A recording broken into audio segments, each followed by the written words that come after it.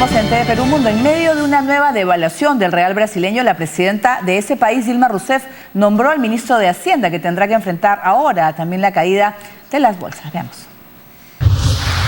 El economista Nelson Barbosa prestó juramento como nuevo ministro de Finanzas de Brasil, en medio de temores de que traiga de regreso políticas de gastos elevados para impulsar la popularidad de la asediada presidenta Dilma Rousseff.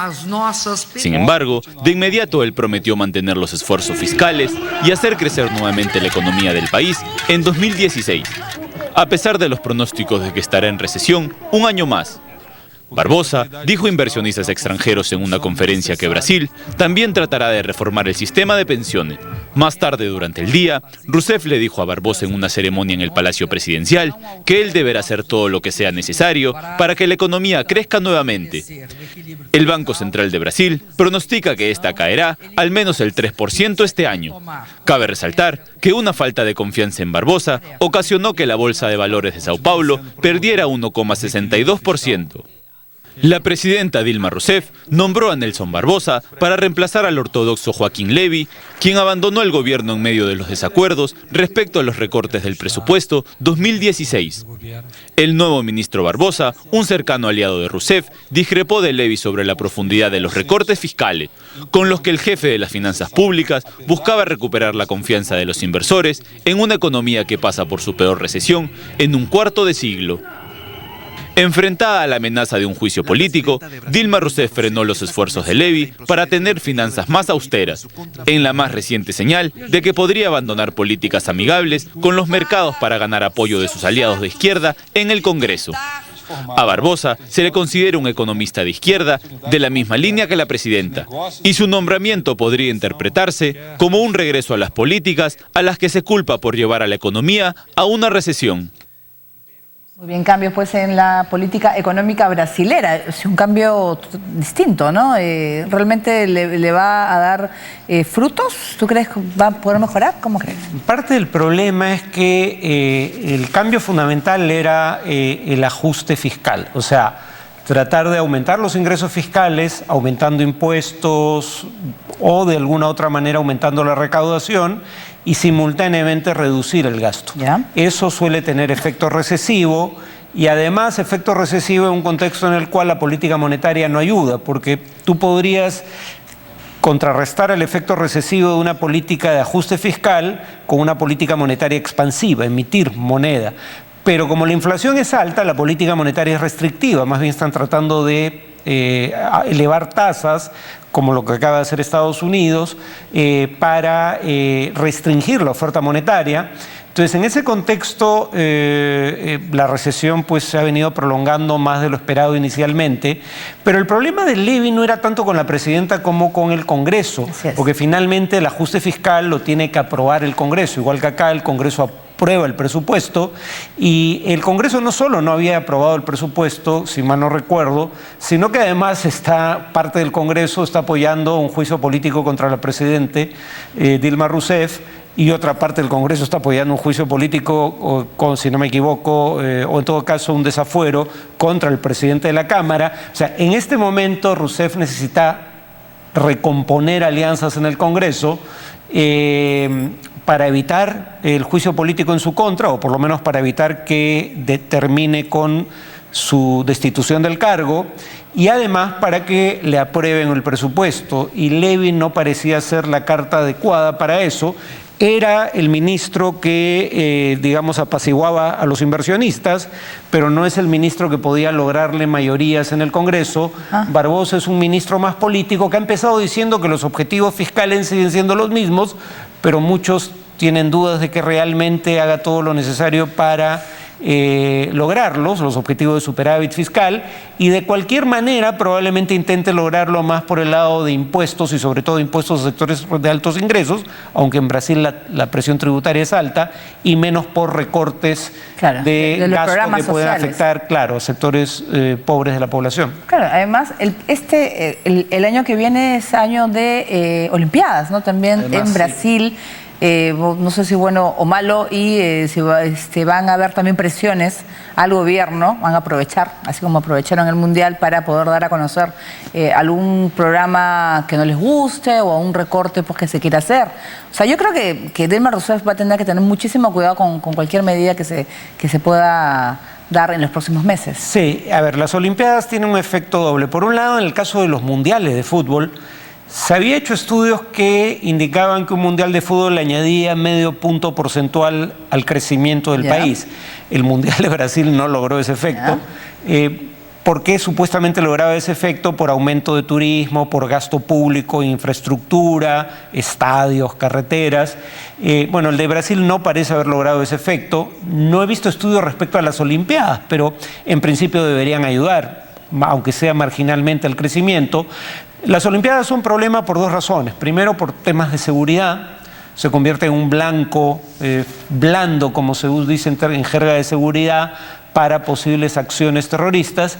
Pero en segundo lugar, la atención de los medios internacionales crea incentivos para que haya más protestas, como ocurrió en la antesala tanto de la Copa América como del Mundial de Fútbol en el mismo Brasil. Muy bien, seguimos con economía de Sudamérica. 400 pesos, unos $30, serán asignados a la población vulnerable de Argentina para enfrentar la devaluación de la moneda en una medida que espera frenar el impacto de la recesión en ese país.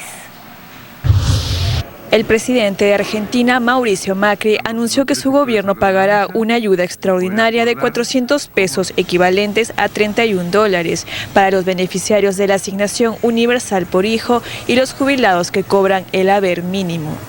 Una medida que le costará al gobierno cerca de $260 millones, pero que ayudará a la población más vulnerable del país. Macri hizo el anuncio durante una conferencia de prensa en la Casa Rosada, en la que apareció acompañado de la ministra de Desarrollo Social, Carolina Stanley, en medio del creciente descontento nacional por la inflación y la devaluación del peso argentino. Hemos tomado la decisión de dar un aporte de 400 pesos a todos los chicos que tienen la UH, las madres embarazadas y las jubilaciones básicas. Esto es un universo de 8 millones de personas a las cuales la semana que viene, antes del fin de semana largo, se les va a liquidar por los sistemas habituales de pago estos 400 pesos, buscando de esa manera contener y ayudarlos con la canasta navideña, que claramente es lo que estamos apuntando para los próximos días. El pago se realizará después de la Navidad y antes del 31 de diciembre. Durante su campaña presidencial, el exalcalde de Buenos Aires se comprometió a erradicar la pobreza. En su agenda, Macri dijo a los medios de comunicación que convocará a los trabajadores y el sector empresarial a reunirse con el gobierno con el objetivo de forjar un plan para impulsar la economía del país. Muy bien, el tema de la situación económica en Argentina, ¿no? Ha sido el primer punto en la agenda de Mauricio Macri como nuevo presidente de ese país. Además, cuando tienes, pues, por ejemplo, que los sectores más vulnerables que tenían el mayor apoyo a Cristina Fernández. Así que es la presión también de la oposición ahora. Claro, las medidas que se esperaban de Mauricio Macri tenían el riesgo de, en tanto hubiera un ajuste fiscal, nuevamente, igual que en Brasil, generar recesión, pero también recesión en un contexto de inflación en donde no puedes tener política monetaria expansiva para paliar los efectos recesivos del ajuste fiscal. Entonces, digamos, una situación en la cual no importaba lo que hicieras, la situación iba a ser mala por lo menos el primer año, por la combinación de caída de la producción y aumento de precios. Lo que parece estar ocurriendo con Macri es que está enfatizando la devaluación la devaluación, pero no el tema del ajuste fiscal. Parece que está postergando el ajuste fiscal porque por un lado ha reducido impuestos al sector exportador, cosa que había prometido en campaña, y también cosa que había prometido en campaña, está anunciando aumentos en programas sociales contra la acusación de que los iba a eliminar. Bueno, ahora dice que programas como la asignación universal por hijo se va a extender en cuanto al número de beneficiarios. Este bono adicional solo va a paliar parte del efecto inflacionario que va a tener la devaluación. O sea, la gente probablemente en el fondo pierda incluso poder adquisitivo. Pero en todo caso, en términos nominales, los programas sociales no van a disminuir. Claro, pero era una medida necesaria, se debía hacer. O sea, lo debía hacer. La razón por la que los mercados no temían preferían un triunfo de Macri, los inversionistas privados, pero no temían un triunfo de Scioli, es que la expectativa es que iba a haber, por ejemplo, en el caso de la evaluación, esta se iba a producir ganar a quien ganara. El ritmo podía variar, pero los dos iban a tener que hacerlo, y el ajuste fiscal podían no hacerlo de inmediato, pero los dos iban a tener que hacerlo tarde o temprano. No se puede eternamente gastar más de lo que ingresa por tributos, y si el déficit fiscal de este año termina siendo, como algunos calculan, 7%, pues la situación eventualmente iba a tener que llevar un ajuste. Claro, y la situación de los sectores más vulnerables, estábamos comentando de que están ellos a favor siempre de Cristina Fernández. No sé, eso es él también busca su apoyo, ¿no? Claro, más difícil de convencer, ¿no? Porque son todos peronistas, la mayoría. Sí, tiene un primer año en el cual los peronistas tienen mayoría en el Senado y son la primera fuerza. Van a criticar todo lo que hagas, ¿no? Tienen mayoría de gobernadores. El oficialismo no tiene líderes en las centrales sindicales. Entonces, tiene todos los poderes fácticos y contrapesos públicos, legales, en contra. Y si la situación económica es mala, además va a perder parte del apoyo que recabó en las últimas elecciones. Entonces está tratando de hacer ajustes, minimizando el costo político. En todo caso va a tener un primer año muy difícil. Muy bien, ahora hablemos del expresidente Ricardo Martinelli, que fue declarado en rebeldía y ahora pesa sobre él un mandato de detención provisional por un caso de escuchas ilegales durante su gobierno. El Pleno de la Corte Suprema de Justicia de Panamá ordenó la detención provisional del expresidente Ricardo Martinelli en el marco de las investigaciones que se le siguen por escuchas ilegales a unas 150 personas, entre periodistas, políticos y empresarios, durante su gobierno entre el 2009 y el 2014.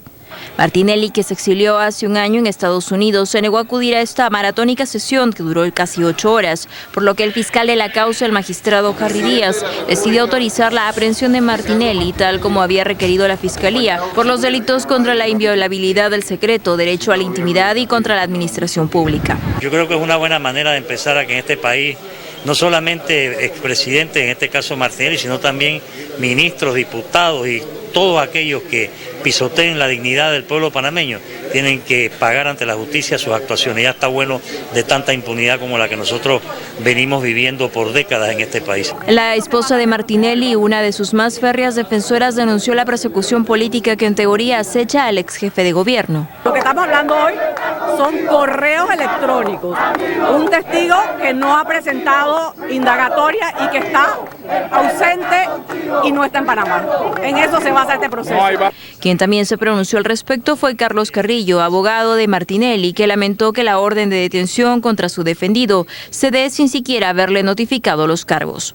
Y hoy, frente al peligro inminente de una orden de detención sin haberse notificado imputación alguna, esto se va a ver, y que quede claro, aquí hay dos procesos. Uno que se sigue para un diputado de una manera y cuando se trata de Ricardo Martinelli no hay imputación. Ricardo Martinelli, un magnate en el sector de supermercados, alcanzó la presidencia entre el 2009 al 2014, aunque abandonó el país en enero pasado con rumbo a Estados Unidos, poco después de que la Corte Suprema le iniciara investigaciones por un caso de sobrefacturación en un contrato para la compra de comida deshidratada por $45 millones. Con esa noticia de Panamá hacemos una pausa y regresamos con más.